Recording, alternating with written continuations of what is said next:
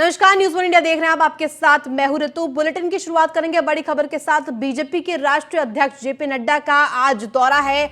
गाजीपुर पहुंच रहे हैं बीजेपी के राष्ट्रीय अध्यक्ष जेपी नड्डा।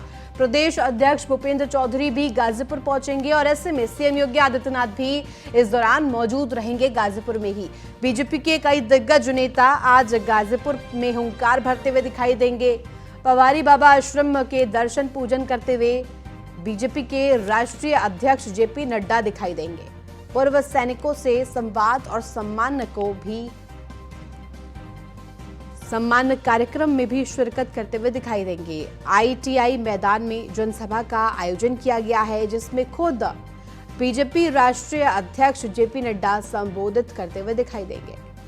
वाराणसी से आज गाजीपुर जाएंगे जेपी नड्डा और ऐसे में सीएम योगी आदित्यनाथ भी मौजूद रहेंगे।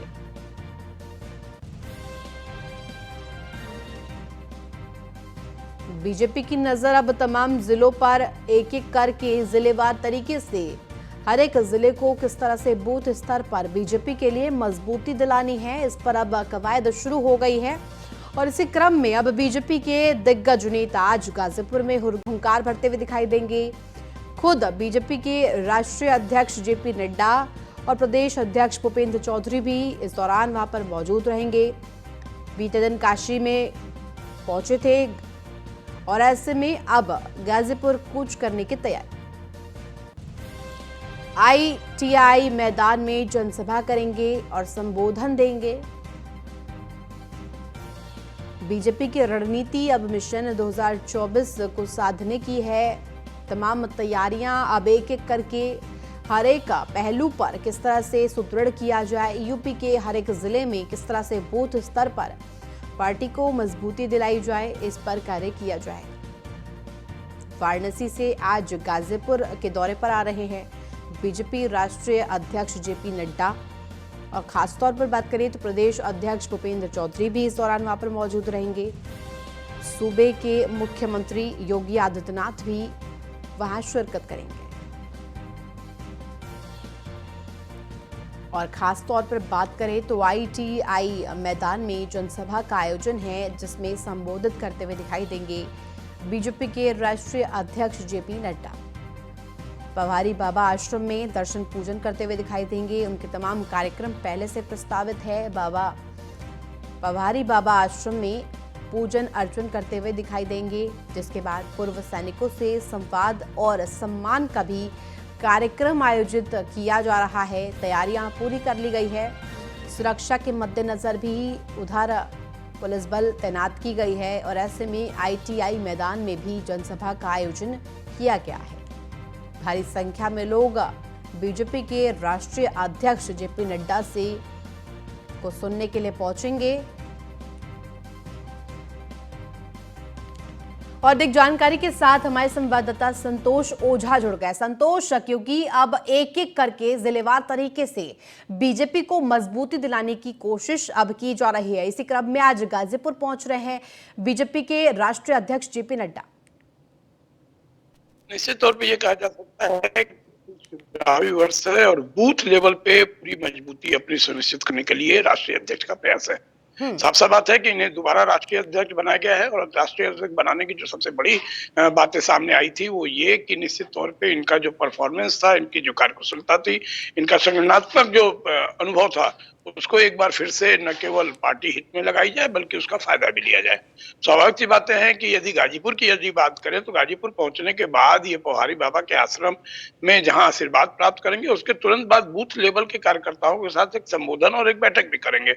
समझा जा सकता है कि बूथ को मजबूत करने की जो रणनीति बीजेपी की रही है वो निश्चित तौर पर न केवल कारगर रहा है बल्कि अच्छे परिणाम के कारक भी रहे हैं। और यही वजह है कि बीजेपी एक बार फिर से बूथ स्तर के लेवल कार्यकर्ताओं का मीटिंग करना शुरू की है। और जैसा कि आपने कहा कि निश्चित तौर पे जिला वाइज किया जा रहा है, अलग अलग जिलाओं में जाया जा रहा है और उन कार्यकर्ताओं को जिनमें थोड़ी सी सक्रियता का भाव है या उन कार्यकर्ताओं में जिसमें किसी ढंग की कोई कंफ्यूजन है, कोई गलत स्टेप उनके द्वारा लिया जा रहा है या सोच है, उनको न केवल रिमूव करना है बल्कि उन्हें एक नए ऊर्जा के साथ फिर से बूथ पे भेजने की तैयारी की जा रही है, दरवाजे भेजने की तैयारी कर जा रही है। जी संतोष, क्योंकि बीते दिनों काशी के दौरे पर पहुंचे थे, वाराणसी पहुंचे थे बीजेपी के राष्ट्रीय अध्यक्ष जेपी नड्डा, और ऐसे में उनके तमाम कार्यक्रम हमने देखे वहां पर। अब गाजीपुर की ओर प्रस्थान करेंगे, कब निकलेंगे, क्या कुछ समय है? देखिए, कार्यक्रमों की बात यदि करें तो सबसे पहले आज 10 बजे काशी विश्वनाथ मंदिर जाएंगे, दर्शन पूजन करेंगे। दर्शन पूजन करने के बाद 11 बजे वो हेलीपैड पहुंचेंगे पुलिस लाइन के, हाँ। और पुलिस लाइन के हेलीपैड से गाजीपुर 11 बजे के आसपास पहुंचेंगे। 11 बजे पहुंचने के बाद सबसे पहले ये पोहारी बाबा आश्रम जाएंगे, जहां पे दर्शन पूजन करेंगे, बूथ लेवल की मीटिंग करेंगे। इसके बाद फिर से दोबारा ये सैनिकों के बीच में जाएंगे, उनका सम्मान करेंगे, उन्हें संबोधित करेंगे, और वहां से आने के बाद ये एक जनसभा को संबोधित करेंगे। जनसभा संबोधित करने के बाद लगभग 3 बजे के आसपास ये पदाधिकारियों और कार्यकर्ताओं की एक बैठक लेंगे, और इस बैठक को लेने के बाद लगभग 4 बजे बनारस वापस आ जाएंगे। बनारस आने के बाद ये दिल्ली के लिए प्रस्थान करेंगे। ये इनके कार्यक्रम होंगे। जी ठीक है, बहुत शुक्रिया तमाम जानकारी के लिए। वहीं आपको अगली बड़ी खबर बता दें, जहां पर यूपी पीडब्ल्यूडी में विभाग अध्यक्ष तैनात किए जा रहे हैं। संदीप कुमार प्रमुख अभियंता विकास एवं विभाग अध्यक्ष बनाए गए हैं। ये बड़ी खबर आप तक पहुंचा रहे हैं। बड़े बदलाव किए गए हैं। पीडब्ल्यूडी में नए विभाग अध्यक्ष की तैनाती की गई है। संदीप कुमार नए प्रमुख अभियंता विकास एवं विभाग अध्यक्ष बनाए गए हैं। आपको बड़ी खबर बता दें, बड़े बदलाव पीडब्ल्यूडी विभाग में ये किए गए हैं, और साथ ही साथ अब विभाग अध्यक्ष भी तैनात किए गए हैं।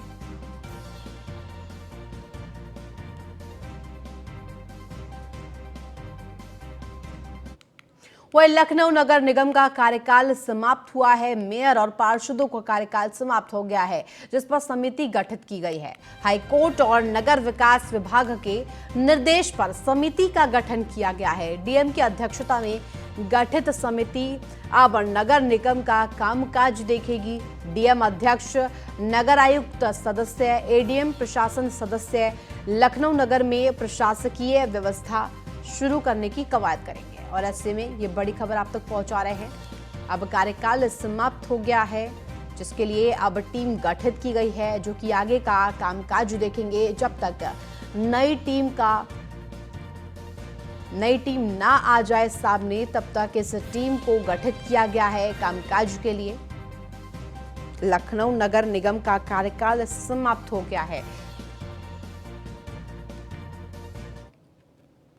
अगली बड़ी खबर लखनऊ से, जहां प्रदेश सचिवों की लिस्ट जारी कर दी गई है। कांग्रेस ने सोशल मीडिया के प्रदेश सचिवों की अब लिस्ट जारी कर दी है। और बात करें संख्या की, तो 63 सोशल मीडिया सचिव की अब लिस्ट सामने आ गई है।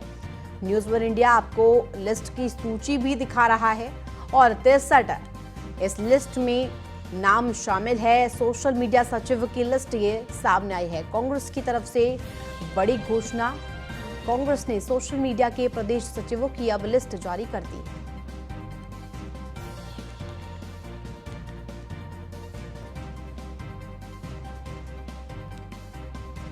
और ये 63 लोग अब मोर्चा संभालेंगे। सोशल मीडिया में कांग्रेस को किस तरह से मजबूती दिलाई जाए,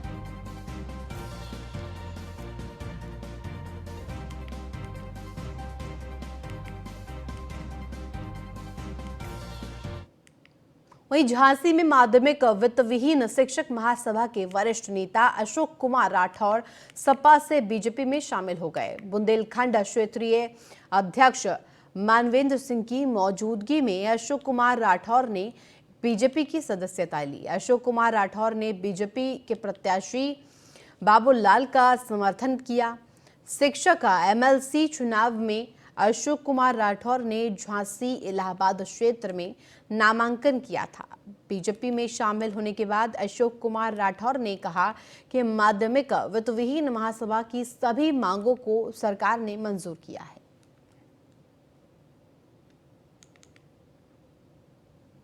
आज हमारे प्रदेश अध्यक्ष माध्यमिक शिक्षक संघ माननीय अशोक सिंह राठौर जी ने भारतीय जनता पार्टी परिवार को ज्वाइन किया है। उनके विभिन्न जनपदों से आए हुए समर्थकों के द्वारा भी भारतीय जनता पार्टी विचार, परिवार और आस्था प्रकट की गई है, और हम सब लोग उनके भारतीय जनता पार्टी परिवार में शामिल होने पर भारतीय जनता पार्टी परिवार की ओर से उनको हार्दिक शुभकामनाएं देते हैं, उनके उज्जवल भविष्य की कामना करते हैं। आज हमारे और शिक्षक के हित में वही शिक्षकों को कुछ दे सकती है। शिक्षकों की समस्याओं हल कराने के लिए मैं आज भारतीय जनता पार्टी में सम्मिलित हूँ। आपके साथ कितने लोग? हमारे साथ लगभग 20 लोग आज और सम्मिलित हुए। गाजियाबाद के सांसद और केंद्रीय नागर विमानन राज्य मंत्री जनरल डॉक्टर वीके सिंह ने वसुंधरा स्थित विद्या बाल भवन सीनियर सेकेंडरी स्कूल में टेक चंद शर्मा फाउंडेशन द्वारा पेंटिंग प्रतियोगिता में और परीक्षा पर चर्चा कार्यक्रम में उपस्थित हुए। बता दें कि प्रधानमंत्री नरेंद्र मोदी परीक्षा से पहले परीक्षा पे चर्चा कार्यक्रम के माध्यम से छात्रों से परीक्षा के तनाव को दूर करने के लिए संवाद करते हैं। प्रधानमंत्री मोदी द्वारा लिखी गई पुस्तक एग्जाम वॉरियर्स में विद्यार्थियों के लिए 28 मंत्र और अभिभावकों के लिए 6 सुझाव काफी लोकप्रिय है। इस पुस्तक को अधिक से अधिक विद्यार्थियों और उनके अभिभावकों तक पहुंचाने का प्रयास किया जा रहा है। इसके लिए 9वीं से लेकर 12वीं कक्षा के विद्यार्थियों के लिए सभी जिलों में आर्ट और पेंटिंग प्रतियोगिता का आयोजन किया जा रहा है।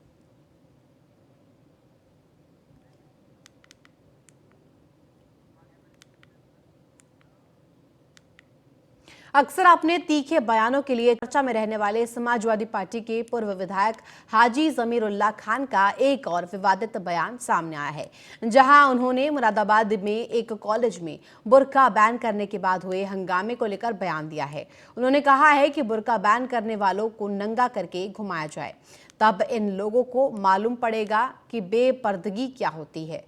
साथ ही उन्होंने कहा कि अगर लड़कियां कॉलेज में बुर्का पहनकर जाना चाहती है तो जाएं, बुर्का पर कोई पाबंदी नहीं होनी चाहिए।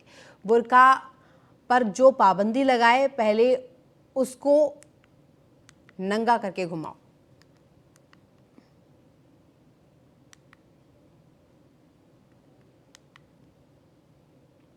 ये बिल्कुल गलत है। अगर लड़कियां बुर्का पहन के जाना चाहती हैं जाएं, बुर्के पे कोई पाबंदी नहीं होनी चाहिए, और जो पाबंदी लगाएं पहले उसको नंगा करके घुमाओ। जो पाबंदी लगाए बुर्के पे उसको नंगा करके घुमाया जाए। क्या हमारे हिंदुस्तान का कल्चर है हिजाब। हमारे यहाँ बहन बेटियाँ अपनी आवाज़ भी नहीं सुनाई देती, वो तो इतना तक घूंघट लगा के गाँव में आज भी जाइए तो घूंघट होता है इतना बड़ा। क्या उनको कॉलेज में ये सब बकवास बात है? क्या आज नया पैदा हुआ है कॉलेज को चलाने वाला? ये नया पैदा हुआ क्या? इससे पहले जो लोग तालीम हासिल कर रहे थे और बड़े बड़े लोग बने, वो कैसे बने? क्या पैदा हुआ? ये जो ड्रेस कोड के नया पैदा हुए आज है? अरे जो जैसे चाप पढ़े लिखे आगे बढ़े, मतलब ये क्या मतलब है? से क्या होगा? उससे उसको मालूम पड़ेगा कि बेपर्दगी क्या होती है। प्रयागराज माघ मेला क्षेत्र स्थित अखिल भारतीय धर्म संघ के शिविर में युवा चेतना की तरफ से संतों और आम लोगों के बीच स्वेटर और च्यवनप्राश का वितरण किया गया। इस दौरान स्वामी अभिषेक ब्रह्मचारी, इलाहाबाद हाईकोर्ट के न्यायमूर्ति रोहित अग्रवाल, युवा चेतना के राष्ट्रीय संयोजक रोहित कुमार सिंह, गीता प्रेस के ट्रस्टी कृष्ण कुमार खेमका ने 90 वर्षीय दंडी सन्यासी को स्वेटर और च्यवनप्राश देकर सेवा कार्यक्रम का शुभारंभ किया। स्वामी अभिषेक ब्रह्मचारी ने कहा कि सेवा से बड़ा कोई धर्म नहीं होता, सनातन धर्म सभी की सेवा का शिक्षा देता है। वहीं इलाहाबाद हाईकोर्ट के न्यायमूर्ति रोहित अग्रवाल ने कहा कि सामर्थ्य के अनुसार समाज निर्माण के लिए सबका अपना योगदान होना चाहिए। न्यायमूर्ति अग्रवाल ने आगे कहा कि संत समाज से देश को बहुत उम्मीद है और संतों की तपस्या से ही देश प्रगति के पथ पर अग्रसर है। वहीं युवा चेतना के राष्ट्रीय संयोजक रोहित कुमार सिंह ने कहा कि हम दिन रात माघ मेला क्षेत्र में संतों श्रद्धालुओं के सेवा के लिए काम कर रहे हैं। युवा चेतना का प्रयास कर रहे हैं कि माघ मेला क्षेत्र में किसी को कोई समस्या ना हो। सेवा परमो धर्म के सिद्धांत पर हम काम कर रहे हैं। दूसरी ओर गीता प्रेस के ट्रस्टी कृष्ण कुमार खेमका ने कहा कि युवा चेतना का समाज कल्याण के क्षेत्र में किया जा रहा कार्य अतुलनीय है।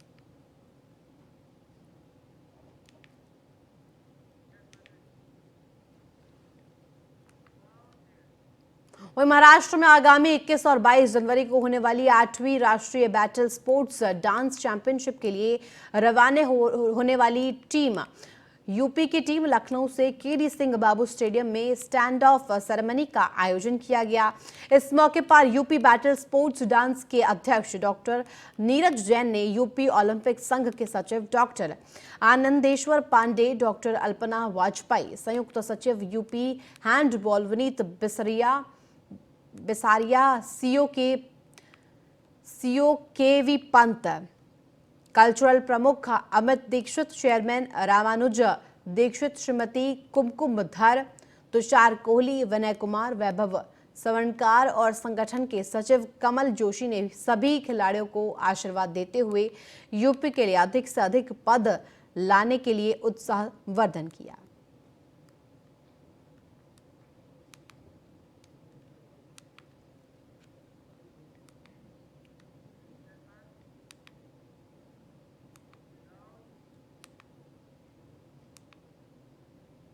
वहीं बुलंदशहर में हिंदूवादी नेता प्रवीण तोगड़िया ने बीजेपी में मुस्लिमों को जोड़ने के सवाल पर भड़क गए।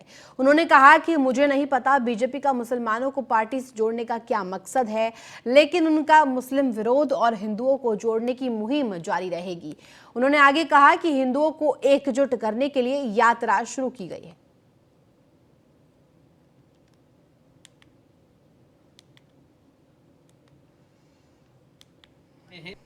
मैं तो किसी मुसलमान को न जोड़ रहा हूं न जोड़ूंगा। वह क्यों जोड़ रहे हैं वो उनको पूछो, उनके दिमाग में क्या है मुझे पता नहीं। मैं तो नहीं जोड़ने वाला हूं किसी मुसलमान को। समृद्ध, सुरक्षित, सम्मान युक्त हिंदू करने के लिए जगह जगह जाकर हमारे कार्यकर्ता को इसलिए क्या करना है वह समझाकर उनकी योजना बना रहे हैं। हमारा प्रयास 5 करोड़ हिंदू के घरों में जाकर कुशल पूछना, उनमें गरीब है उनको अन्न देना, गरीब नहीं है उनके वहां से एक मुट्ठी अनाज लेना। वही 18 जनवरी को भारतीय कुश्ती में अचानक तूफान खड़ा हो गया। विनेश फोगाट, बजरंग पूनिया समेत करीब 30 पहलवान भारतीय कुश्ती संघ के खिलाफ दिल्ली के जंतर मंतर पर धरने पर बैठ गए हैं। संघ के अध्यक्ष ब्रजभूषण शरण सिंह और कई कोच के खिलाफ यौन शोषण के आरोप लगे हैं। इसके बाद दोनों तरफ से आरोप प्रत्यारोप का दौर शुरू हुआ। अब खेल मंत्रालय ने इस मामले में भारतीय कुश्ती संघ से जवाब मांग लिया है। वहीं धरने पर बैठे पहलवान इस बात पर अड़े हैं, अगर 20 जनवरी तक फेडरेशन को बर्खास्त नहीं किया जाता है तो कुश्ती संघ के अध्यक्ष के खिलाफ एफआईआर दर्ज करवाएंगे।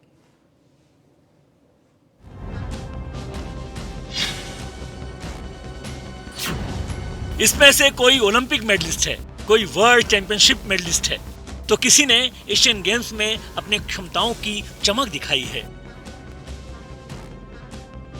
सबके सब चैंपियन हैं। नामुमकिन को मुमकिन करने की क्षमता है, दीवारों को तोड़ने का मादा है। इसलिए सब एक साथ एक जगह जमा होकर जवाब मांग रहे हैं, न्याय का अपना अधिकार मांग रहे हैं। रेसलिंग फेडरेशन ऑफ इंडिया के अध्यक्ष ब्रजभूषण सिंह के खिलाफ चैंपियंस गंभीर आरोप गंभीरता के साथ लगा रहे हैं। महिला पहलवानों का यौन शोषण, WFI अध्यक्ष यौन शोषण करते हैं, जुबान खोलने पर जान से मारने की धमकी। चैंपियनों ने आरोप ब्रजभूषण शरण सिंह पर लगाया है। अब धरने पर बैठ बस यही मांग कर रहे हैं कि ब्रजभूषण सिंह को हटाया जाए, कुश्ती फेडरेशन भंग किया जाए, स्टेट फेडरेशन भी भंग हो। ये प्रण इनका है, जब तक तोड़ेंगे नहीं तब तक छोड़ेंगे नहीं। सबूत देने की जब बात आएगी तो सबूत जहाँ पे दिए जाएंगे। माननीय हाई कोर्ट जब हमें बोलेगा हम सबूत देने को रेडी हैं। देश के प्रधानमंत्री जी जब हमसे पूछेंगे हम उनको सबूत देने के लिए रेडी हैं।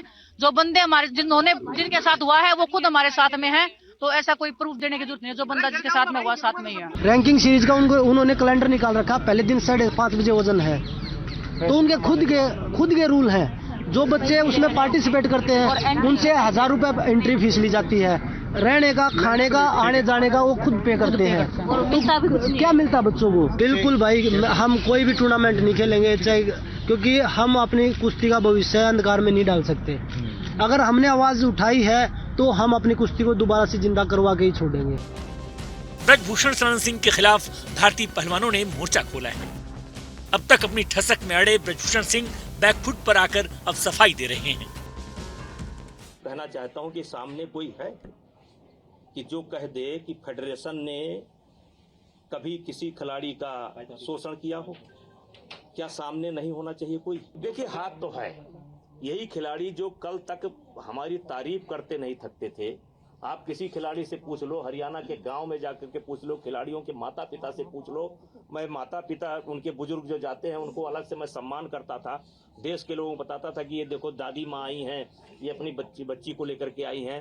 परसों तक तो जो ये करता था, अब आज इतना बड़ा और सर ये तो बता दीजिए ना, कौन हो सकता है? कोई देखिए, इससे ज़्यादा दुखद और इससे बड़ी कोई घटना नहीं हो सकती। जो बेटियां, जो बहनें देश के लिए ओलंपिक से मेडल ला रही हैं, तिरंगे के लिए खेल रही हैं, देश के स्वाभिमान को और बढ़ा रही हैं, उनका खुद स्वाभिमान लुट रहा है, उनका यौन शोषण हो रहा है, मानसिक प्रताड़ना दी जा रही है। और दे कौन रहा है? भारतीय जनता पार्टी के सांसद। मैं तो अनुरोध करूंगा माननीय प्रधानमंत्री जी से कि माननीय प्रधानमंत्री जी, बेटियों के खिलाफ, महिलाओं के सुरक्षा के लिए आप सबसे ज़्यादा बात करते हैं, लेकिन वो दिल्ली की घटना हो, उत्तराखंड की घटना हो, हरियाणा की घटना हो, गुजरात की घटना हो या उत्तर प्रदेश की घटनाएं हो, आखिर बेटियों के खिलाफ होने वाले अन्याय, अत्याचार या यौन शोषण के पीछे भारतीय जनता पार्टी के ही नेता क्यों हैं? तो ऐसे में सवाल है कि जंतर मंतर पर इंडियन रेसलर्स ने जो न्याय के लिए दंगल का आयोजन किया, क्या उससे पहलवानों का मंगल होगा? रेसलर्स की जो ललकार गूंज रही है, सम्मान से खिलवाड़ उन्हें मंजूर नहीं है, क्या खेल मंत्रालय उनका सम्मान करेगा? और ब्रजभूषण शरण सिंह की सफाई में कितनी सच्चाई है, ये भी देखना होगा। फिलहाल उत्पीड़न के दलदल में भारतीय पहलवान ने दंगल का आयोजन किया है। एक तरफ पहलवानों की जमात है तो दूसरी ओर कुश्ती महासंघ के अध्यक्ष ब्रजभूषण शरण सिंह हैं। और जीत किसकी होगी, हार किसकी होगी, सबको बस इसी का इंतजार है। जब तक इंतजार जारी रहेगा तब तक दलदल में दंगल होता रहेगा। Bureau report, news 1 India. वहीं आरएलडी अध्यक्ष जयंत चौधरी ने रेल मंत्री को पत्र लिखा है। विभागीय परीक्षा में अनियमितता को लेकर यह पत्र लिखा गया है। रेल मंत्री अश्विनी वैभव से परीक्षा प्रक्रिया की जांच कराने की मांग की गई है और साथ ही साथ बता दें कि हिंदी माध्यम से उत्तर लिखने वाले कर्मियों को कम अंक देकर फेल करने का आरोप लगाया गया है। पश्चिमी रेलवे मुंबई ने सहायक वाणिज्य प्रबंधक की विभागीय परीक्षा कराई थी और ऐसे में ये बड़ा आरोप लगाया गया है। हिंदी माध्यम से उत्तर देने वाले कर्मियों को कम अंक देने का बड़ा आरोप लगाया गया है, जिसके लिए आरएलडी अध्यक्ष जयंत चौधरी ने अब रेल मंत्री को पत्र लिखा और पत्र लिखकर अपनी शिकायत कही है।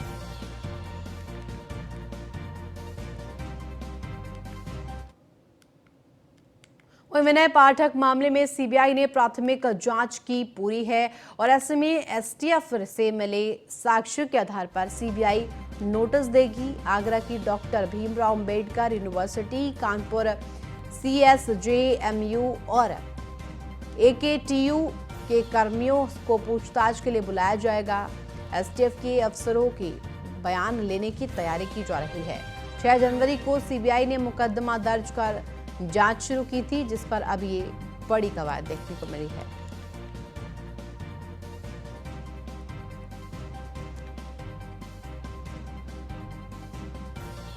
विनय पाठक मामले में सीबीआई ने अब प्राथमिक जांच पूरी कर ली है। एसटीएफ से मिले साक्ष्यों के आधार पर सीबीआई अब नोटिस देगी और साथ ही साथ आगरा की doctor Bhimrao Ambedkar university, Kanpur CSJMU और एकेटीयू के कर्मियों को पूछताछ के लिए बुलाया जाएगा। एसटीएफ के अफसरों के भी बयान लिए जाने की तैयारी है। 6 जनवरी को सीबीआई ने मुकदमा दर्ज कर जांच शुरू की थी।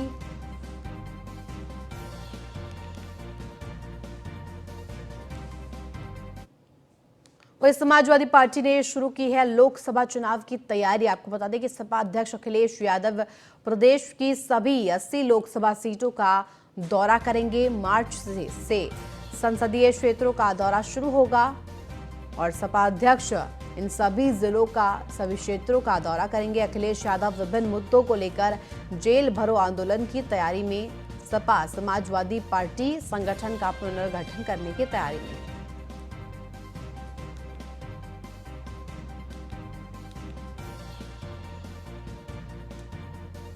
समाजवादी पार्टी भी अब बीजेपी और बीएसपी की तर्ज पर तैयारियों में जुट गई है। 80 लोकसभा सीटें हैं जहां पर दौरा करते हुए दिखाई देंगे।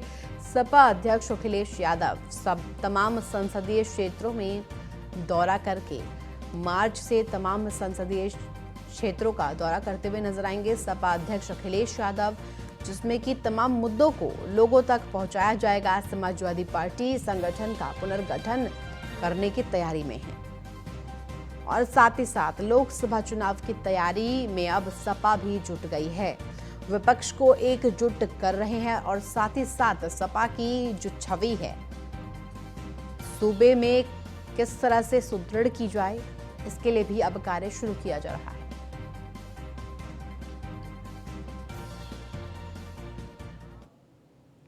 तो फिलहाल इस बुलेटिन में बस इतना ही। आप देखते रहिए न्यूज़ 1 इंडिया।